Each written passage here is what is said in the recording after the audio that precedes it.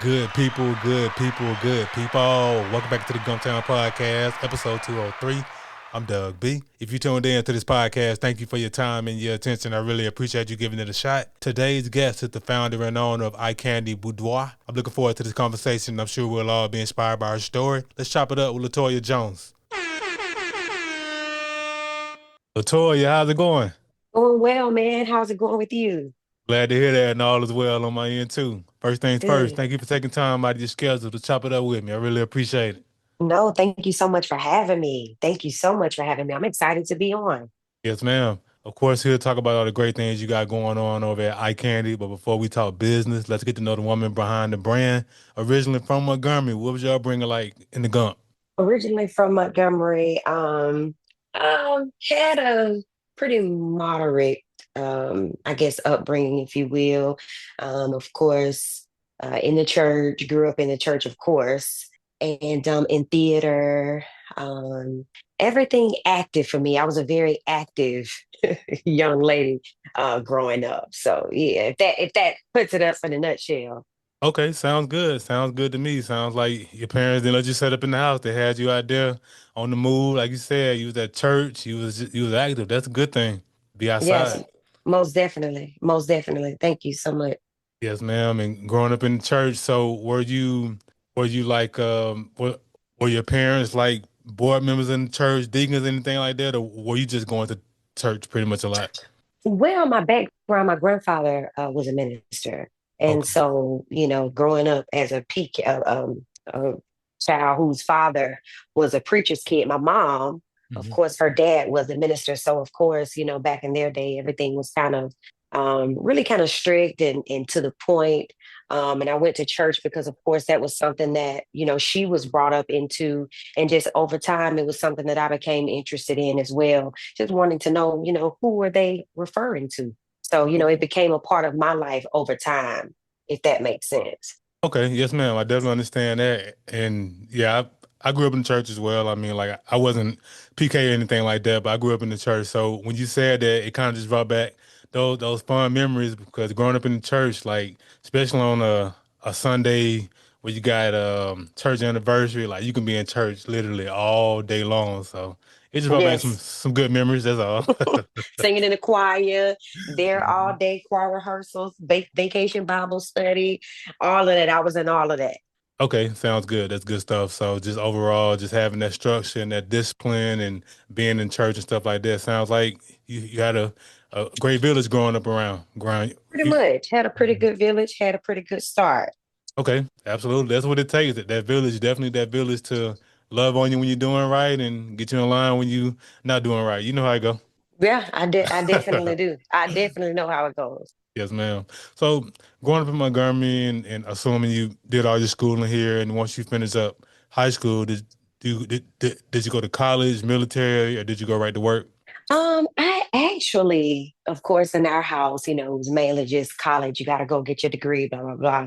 But of course, like I said, I was one of those active kids. I really went on what I felt and what I felt was going to be the best thing for me. So what I did was straight out of high school, I went to college. I like to tell people I'm a college dropout because I left my sophomore year because I just felt like other things were calling me. So out of high school, went to work, and then I started diving into my actual artistry, which is music.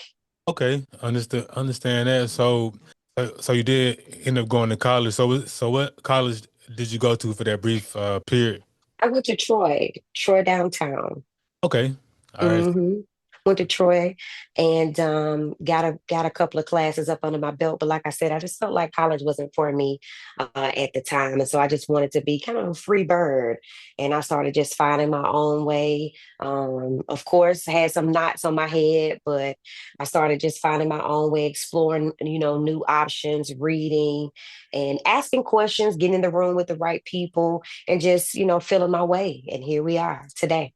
Yes, ma'am. That's powerful stuff, and that's great that you had the awareness that college wasn't for you, and that's the truth. College isn't for everybody, and it's all about finding your path, what works best for you, and that's great that you decided to, hey, leave college where it was and pursue what you really wanted to do, because you could have very easily got a degree and not been happy working in the field that you didn't want to be in.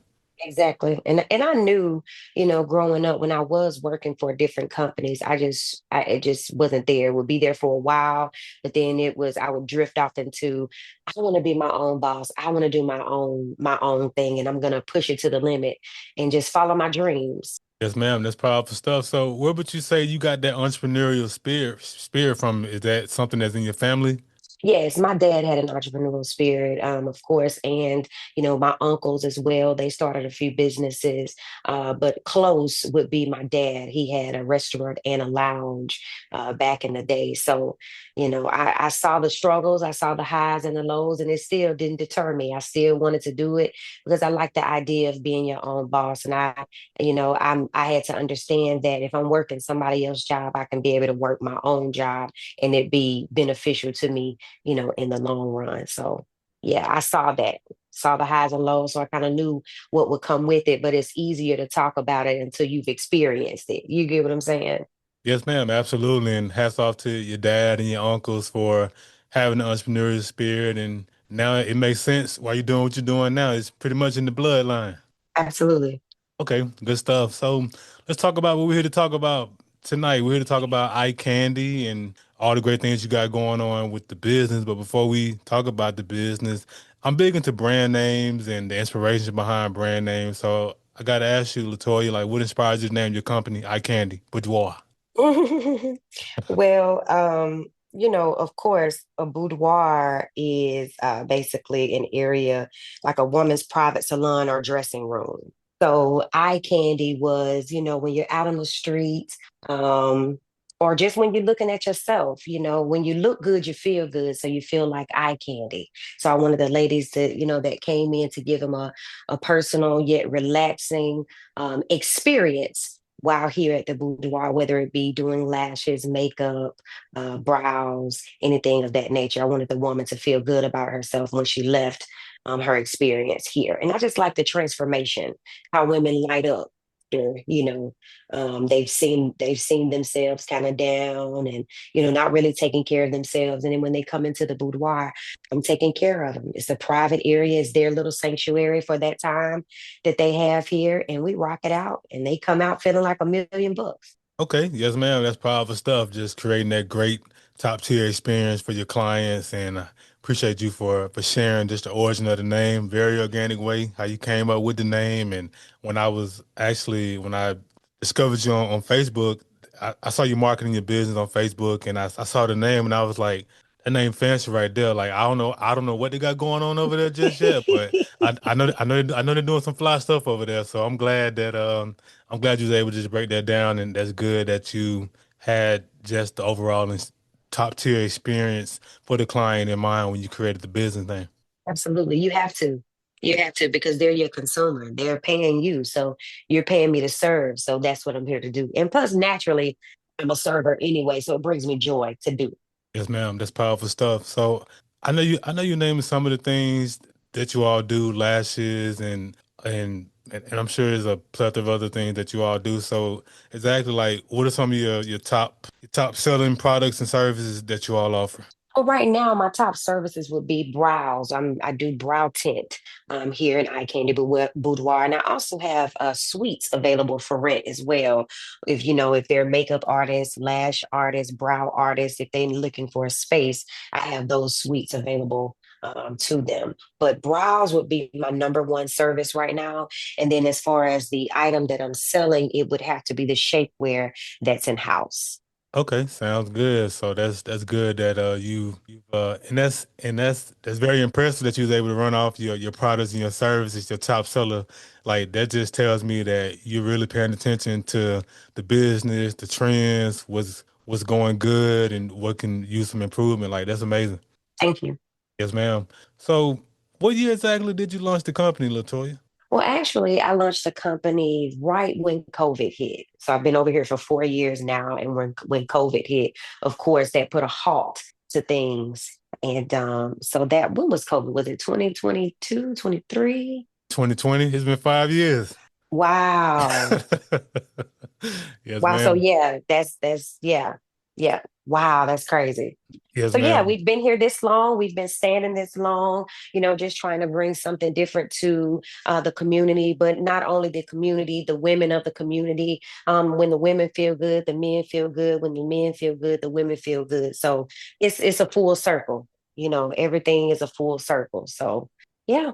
Okay. Yes, ma'am. That's powerful stuff. So, speaking of COVID, of course, we know what that time was. It was very dark times, very interesting times. And I mean, with you launching the business during COVID, how were you all able to stay afloat considering your business is up close and personal? Um, of course, we, wore the masks, spraying down, when business is closed, of course, we're doing our distancing. But we're also finding other ways to stay afloat when we're not actually in the house, doing any type of service. So that's what kind of kept me going, just trying to reinvent the wheel, making sure that I'm abiding by the guidelines so when things do, slowly open up, we're ready to hit the ground running. And that's exactly what happened. That's what it's all about. Just being able to pivot, like you said, just following those safety protocols and just being willing to pivot and just stay afloat. And I mean, hey, you're still here 5 years later, so you did something right during that time. That's amazing. Thank you. Thank you so very much. I appreciate that. Yes, ma'am. So whenever I have entrepreneurs on the platform like yourself, I like to talk about three things: the aha moment, action, and audacity. Take us back to your aha moment when you first had the idea to create this business. Hmm. The aha moment was, of course, when people would say, "Oh, there's no money in that. You don't need to do that." And then, of course, as we see now, we see how the beauty industry is at an all-time high. So that would be an aha moment for me. Had I not listened, I mean, had I not listened to myself and what I was feeling and also seeing, then I wouldn't understand where everything was going. So believing in yourself, and if I had not, that would have been crazy. Yes, ma'am, and that's absolutely powerful. And hats off to you for not letting people, scare you away from your dream. And I mean, sometimes, well, a lot of times, people they only speak from their lens, their Right. experience, and God gave you the vision. So it's one of those things where you have to hold on to that vision and remain steadfast. Because I mean, unfortunately, when you share your ideas with family and friends, they mean well, but yeah, they don't be knowing what they're talking about sometimes. And hats off to you for not listening. Thank you. Thank you. Thank you. Well, they come back now and you can, they say, "Oh, you're still in your little business." So Wow. I pay attention to little business. I don't Yeah, see you doing nothing, but all right. exactly. Yeah, yeah, LaToya. I don't like that. That little word make my skin crawl like that right You there. know, Yeah, I don't like you're that not there. gonna down my blood, sweat, and tears. You hear me? Exactly. Ain't nothing little about taking an idea and acting on it. Like ain't nothing little about that. So yeah. So I mean it's just it's just funny what people say sometimes. But I mean it's like I said, you held on to your vision, you stepped into it, didn't let people scare you off of creating this business. So that's commendable. Thank you. Ma'am. So from the time you had the idea that you wanted to launch this business, how long did it take you as far as the action? How long did it take you to get the LLC and get all the business stuff situated?